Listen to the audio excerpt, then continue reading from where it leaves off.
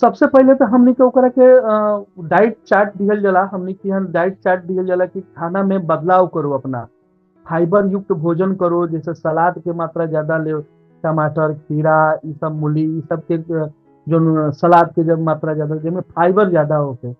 ओकरा बाद से पानी ज्यादा पिए, कम से कम 5-6 लीटर पानी दिन भर में पिए। सबसे जरूरी कब्जियत में होला कि पानी कम पियला से ही ज्यादातर आजकल के बीमारी जोन बाटे, कब्जियत के बीमारी बा, पानी कम पियला से ही होला। तो ओकरा खातिर हमनी के सलाह देनी जाए कि कम से कम 5 से 6 लीटर दिन भर में पानी पिए के, शारीरिक श्रम करे के सलाह देनी जाए। ओकरा बाद से मल के पतला करे वाला कुछ दवाई आवेला, चाहे आंत के गतिशील करे वाला कुछ दवाई आवेला, ओकरा के कहल जाला सेवन करे के, जौन परगेटिव्स, लैक्जेटिव, ए तरह के हर क्रोनिक कॉन्स्टिपेशन होके, जब ज्यादा दिन के होके, ओकरा खातिर अलगे दवाई कुली लैक्जेटिव बा, परगेटिव बाटे, ई सब दिहल जाला। लेकिन ई शॉर्ट टर्म दिहल जाला, कुछ दिन खातिर दिहल जाला।